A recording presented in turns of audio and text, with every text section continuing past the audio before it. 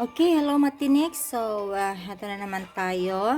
We are already in our first week of the second quarter of this semester. So, we are almost done.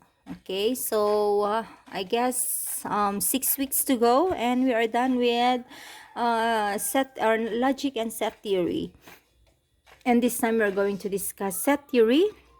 This is a slide that comes from SlideShare. I have adapted it. It was uploaded by Sir William Jacobs. Thank you very much, sir, for making it downloadable. Okay, I find it very comprehensive. That's why I would like to adapt it for my video presentation. Thank you so much. Okay, so set theory is just a review for you, since you have already taken or you have already learned about set theory or about sets when you were still in high school. Okay, and so let us review about the concepts of set theory. First, we're going to define a set. A set is a structure representing an unordered collection. It can be a group or plurality of zero. It can be an empty set or more. It can be one or more distinct. If we say distinct, different objects. Okay. And then set theory deals with operations between. They can be added or subtracted or multiplied. Relations among. Okay, so later on we're going to learn about this, and statements about sets. So these are all the things that we're going to study as we go on. And so these are the importance of set theory. Sets are used to define the concepts of relations and functions. So let me give you a very simple example in real life of this importance of sets. When you go to a grocery store, alam mo na kung saan ka dediretso kapag ang bibilhin mo ay noodles o kaya canned goods o kaya napkin or whatever, kasi may kanya-kanya silang estante o kaya nagrupo-grupo na sila doon sa isang place o sa isang area, di ba? Okay, so that is a very simple application of set. Okay, and so the study of geometry, sequences, probability, among others, requires the knowledge of set. So in geometry, we have groups of or sets of what do you call this? Polygons, sets of shapes. Okay, for every set of polygon, meron pa rin tayong mga subsets. Okay, so we should have a knowledge of set when we study those branches of mathematics. And then, studying sets helps us categorize information. Ayan, halimbawa, sa wag na tayong lalayo, sa registrar. Ayan. Okay, so kapag kumuha kayo ng card o kaya ng Form 137, madali na lang nilang hahanapin kasi nakakategorize na yung mga informations na yon. Kapag halimbawa magtatanong kayo about a student, meron na silang information na agad may bibigay kasi nakategorize na siya into sets. Okay? Ganon din sa business office. Ayan. Okay, and then ganun din kapag may mga doctors, di ba? Bakit kayo mga doctors, alam na nila agad kung ano yung mga pre-prescribe nilang mga medicines. Okay, it's because of sets. Ayan, ito yung mga sets ng gamot para sa sakit ng ulo, para sa sakit ng tiyan, something like that. Okay, next, it allows us to make sense of a large amount of information by breaking it down into smaller groups. Okay, so dito na lang sa school again. Ano kayang mangyayari kapag lahat ng mag-e-enroll magkakaklase lahat from grade 7 up to college? Ayan, so dapat na-separate ang grade 7, grade 8, grade 9, ayan, up to college. And then, ganun din ang mga subjects natin. Okay, para sa ganun, yung mga informations na dapat matutunan ng grade 7, matututunan nila kasi nakaset lang yun para sa kanila. Something like that. Okay, what else? doon sa may statistics na lang. Okay? Napag-aralan natin sa statistics, di ba? So, itong mga nagsusurvey na ito, paano nila nalalaman kung ilan ang mga babae sa isang lugar, mga lalaki sa isang lugar, mga bata, gano'n. So, again, it is the application of sets. Ganon din kung ano yung mga sakit na nandoon para sa ganun ma-address agad yung kanilang mga needs, something like that. Okay? So those are the importance of set theory. So dapat master natin ang set theory para sa ganun when we take up other courses, meron tayong idea, okay? Or meron tayong knowledge about sets that can be applied for easier learning, okay? Basic notations for set. There are several ways on how to write sets, okay? Or how to denote set. For sets, we'll use variables STU or big letters of the alphabet to denote a set. Okay, so we can also denote a set S in writing by listing all of its elements in curly braces.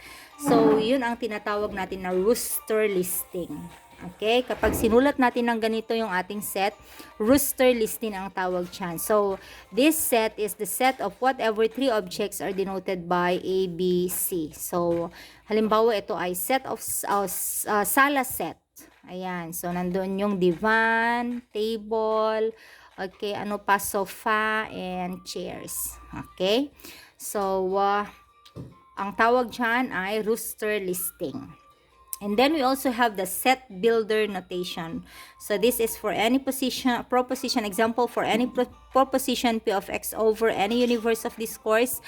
Okay, so this is the symbol of a set builder notation, and it is read as the set of all x such that P of X. Okay, another example is this is the set of all x such that x is an integer where x is greater than 0 and x is less than 5. So if you're going to write that in its rooster, so meaning if you're going to write a set, it can be in its rooster listing or a set builder notation.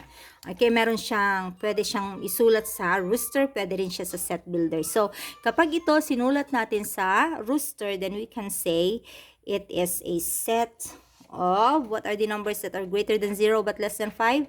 1, 2, 3, and 4. Ayan. So, ganito ang itsura niya kapag nasa rooster listing siya. Okay, rooster notation. Ayan.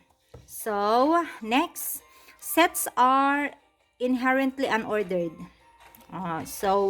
Yung set ng ABC or yung set with the objects ABC is the same as the set with the objects ACB and so on. So, pare-pareho lang itong lahat. Kahit magkabali-baliktad yung kanyang mga elements, we call these elements, basta pare-pareho pa rin yung nasa loob, then they are still equal or pare-pareho sila. They are the same. So, elements are distinct or unequal. They should be unequal. So, multiple listings make no difference. So, halimbawa, ito yung listing natin, okay, the set with the elements A, B, and C, it is also equal to the set with A, B, C, kahit ilang C pa yan, kahit ilang A pa yan, kahit ilang B pa yan, okay, still it is equal to the set of the elements A, B, and C. Okay, so this set contains at most 3 elements, kahit ilang A pa yan, B, or C. Okay, so distinct. Minsan lang siya isusulat. Next, definition of set equality. Two sets are declared to be equal if and only if they contain exactly the same elements. Kapag pareho sila ng mga elements, then they are equal. Ganun lang siya kasimple. In particular, it does not matter how the set is defined or denoted. For example, this is when we refer to, it refers to the set builder notation. Okay? So, kahit gaano man siya i-explain or i-define or i-denote, kung pareho yung kanyang mga elements, still they are equal. Something like the set of the elements 1, 2, 3, and 4. So if you're going to write it in its set builder notation, it can be the set of all x such that x is an integer where x is greater than 0 and x is less than 5. So these are the numbers that are greater than 0 but less than 5. And it can be also defined as the set of all x such that x is a positive integer whose square is greater than 0 but less than 25. Okay? So, yun pa rin. So, yung square ng mga integers, positive integers na greater than 0 but less than 25. So, square ng 1 ay 1, square ng 2 ay 4, square ng 3 ay 9, square ng 4 ay 16. So, it is less than 25. So, these two sets here are equal. Although, they have different definition on the set builder notation. Okay? Kasi pareho pa rin sila ng laman. Ayan. Okay, next. Conceptually, sets may be infinite. They can be finite, they can also be infinite. So, kapag sinabi nating infinite, not finite, hindi mabilang without end, unending. Ayan. So, maraming-marami, hindi siya mag-e-end. Okay, so, these are some of the special infinite sets. Actually, we have, bakit hindi ko pa kasi nilagay? We have 1, 2, 3, 4, 5, and 6, and 7. Okay, so we have 7, pero tatlo lang yung nandito. So, first we have n, the set of n, or the set of the natural numbers. So, when we say natural numbers, then we start with 0, 1, 2, 3, 4, 5, and so on. And then, we also have the set of integers.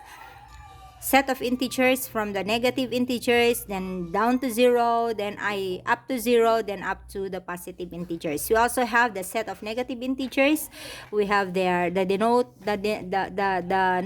notation is z negative, and then the set of integer or positive integers, it is denoted by z positive. Ayan. And then we also have the set of real numbers such as 3.74, 1 to 8, okay? And then if we say the set of real numbers, then it also consists of the set of natural, the set of integers, and the set of rational numbers. Okay, so we also have Q as the set, or the set of Q as the set of rational numbers. Yun na yung 0.1, 0.2, 0.3, and so on. And we also have negative 1.1, 1.2, 1/2, 3/4. Okay, and we have the last one, the set of complex numbers. We also have pala the set of irrational numbers. Okay, so these are the square root of 5, the square root of 11. Okay, those are irrational numbers. Or we also have the imaginary numbers. Marami pa pala. And kasali na itong lahat na ng mga numbers natin is in the set of complex numbers. Okay? So, those are the special infinite sets in mathematics. Okay? So, infinite sets come in different sizes. You should also remember that. Now, as I have said, sets will help us in aiding or in chopping down informations, okay, to smaller ones, so that it can be more comprehensive and it is easier to understand. Now, sets can also be explained through Venn diagrams. Ayan. So, they can also be, what do you call this? Illustrated through Venn diagrams and vice versa. Later on, I'm going to give you an activity on reading Venn diagrams or constructing Venn diagrams. Ingat naman, magugulat ang aking mga tagapakinig. Okay, so we have here an example. We have how many sets here? We have 1, and then 2, and then 3, 4, and 5. So we have 5 sets here. The first one is the sets of integers from negative 1 to 9. So we have here from negative 1, 0, 1, 2, 3, 4, 5, 6, 7, 8, 9. So that is the set of integers from negative 1 to 9. Next, we have the smaller set, the set of positive integers less than 10. Diba? 1, 2, 3, 4, 5, 6, 7, 8, 9 are the set or are the elements in the set of positive integers less than 10. So, you can actually invent your own set, okay, using, provided that it will be true, okay, using any number. Ayan, and then we have here even integers from 2 to 9. Even integers from 2 to 9, or yes, okay, from, you can also say the first even positive, the set of first positive integers or first 4 positive integers, something like that, okay. And then we also have the last one, the odd integers from 1 to 9, or the first 5 odd number or positive odd numbers, di ba? And then we also have the primes that are less than 10. So these are the primes that are less than 10, 2, 3, 5, and 7. So for your output for this week and for next week, you're going to make your own Venn diagram of at least 10 or a universal set, and then you have to at least put some what do you call this, 9 subsets. So 10 sets lahat, o bahala na kayo dyan. Further instructions and rubrics will be posted later on, okay. Next, basic set relations, member of. An element can be a member of one or more sets. Okay, just like in here, we have X is in S, or X is an element of S. Ayan, so familiar ba? Sets, di ba? Noong grade 7 kayo, X is an element of S or X is in S. So it is the proposition that X is an element or member of S sets. So another example is 3 is in N. What is N again? It is the set of natural numbers. Okay, so this is true. And then we have here A, the set of A, or A is an element of the set of X. Okay, let A is an element of the set of all X such that X is a letter of the alphabet. Ayan. So, is A a letter of the alphabet? Yes. Okay, and then, another one,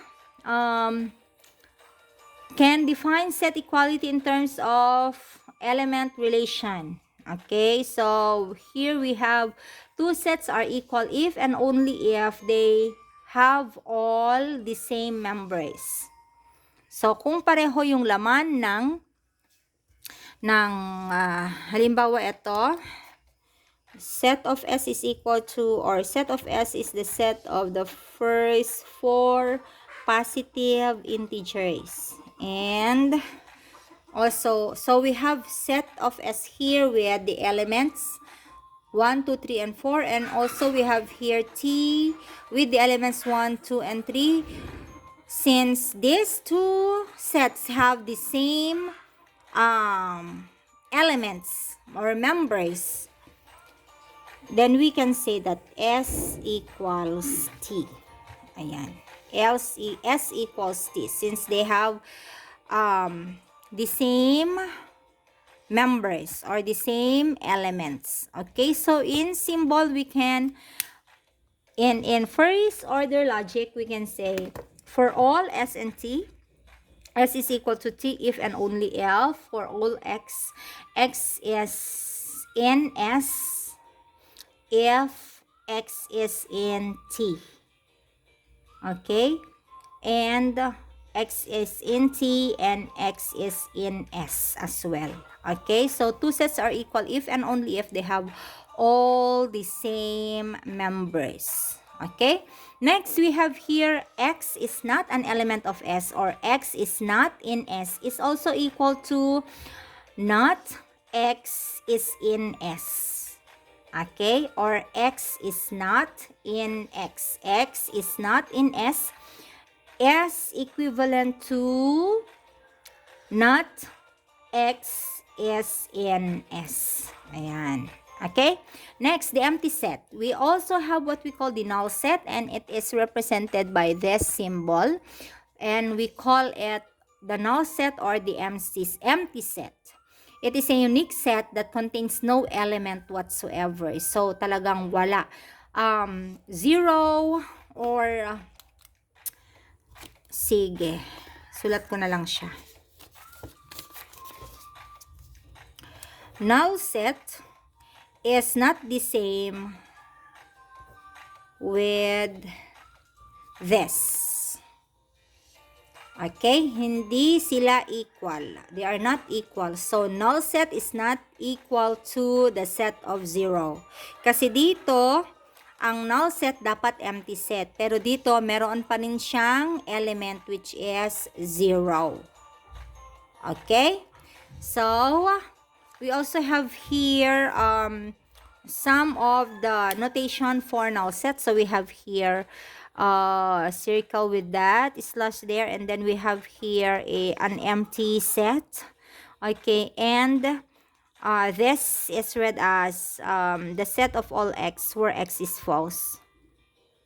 Ibig sabihin, wala talagang X. Okay, no matter the domain of this course, we have the axiom, there exists no X such that X is an element of null set. Ayan. Okay? Next, subset and superset relations. So, this is the symbol for subset. Alam ko na, re-recall nyo na rin kung ano ang subset. So, subset or S is a subset of T. So, you read this as S is a subset of T, which means that every element of S is also an element of T. But it doesn't mean that all element of T is an element of S. Okay? So, hindi ganoon yan. So, ang elements lang ng S yung nasa T, pero yung mga elements ng T ay hindi lahat nasa S. Okay, although, pwede rin, okay, pwede rin. Sorry. Erase. So, S is a subset of T, which means that every element of S is also an element of T. Pero pwede rin na lahat ng element of T ay nasa element ng S. Since we have here S is a subset of T. So, S or a set is always or has always a subset of itself. Okay? So, ang ibig sabihin nun, kapag halimbawa, we have here a set T, okay, which is 1, 2, 3, and 4, kasali pa rin sa mga subset niya, yung 1, 2, 3, and 4. Ayan. So, kasali pa rin sa subset nitong set din na to ang elements na meron siyang lahat. Okay, so we have here, S is a subset of S. And also, a null set is a subset of any set. So, lahat ng sets may subset na null set. Okay? Next, in set builder notation, we can say, S is a subset of T if and only if for all X. If X is in S, then X is also in T. Okay, let me repeat that. S is a subset of T if and only if for all X. X is a subset of S or F. S is in S if X is in T. Okay? Then, if X is in S, then X is in T. Sorry. Again. S is a subset of T if and only if for all X. X is in S. If X is in S, then X is in T. Okay? And this is read as a null set is a subset of S, and S is a subset of S. Okay, so a null set is a subset of any set, and a set is a subset of itself. Okay, and then we have here a superset. So, ito naman yung superset, kabaliktaran ng subset. Okay, so S is a superset of T, which means T is a subset of S. So, parang kabaliktaran lang. Okay, na, di ba sabi natin kanina, na kung yung S, yung elements ng S ay nasa T, then it is a subset. Kung naman yung mga elements or some of the elements of T ay nasa element ng S, then we can say T is a superset of S. Okay? And it is denoted that, or it is denoted as S is equal to T if and only if S is a subset of T and S is a superset of T. Okay? So, pareho sila ng laman kapag ang S ay subset ng T at ang S ay superset din ng T. Okay? But then, S is not a subset of T means not a subset of T. Okay? And what do you call this? First order logic, we can say there exists an X such that X is an element of S and X is not in T. Okay? So I hope that is also clear. I will give some other examples for subsets and supersets later on. Okay, and then we have here the proper subset. Yun kanina, subset and superset lang. Pero ito, proper subset and proper supersets. Okay, so S is a proper subset of T, which means that S is a subset of T, but T is not a subset of S, which is similar to S is a proper superset of T. Ayan, so, eto. A Venn diagram that illustrates proper strict subsets and supersets. So, kung makikita ninyo, yung T, etong red, and then itong S ay yung yellow. So, ibig sabihin, halimbawa, yung 1 and 2 nandito sa S, and then yung 1, 2, 3, 1, 2, and 3 nandito siya, yun ay proper subset. Okay, so S is a proper subset of T, and S is a proper superset of T if T is not a subset of S. Okay? So,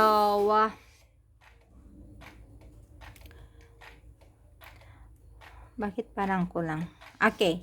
Sets are objects too. The objects that are elements of a set may themselves be sets. So, let S be the set of all X such that X is a subset of 1, 2, and 3. Then, ito yung kanyang mga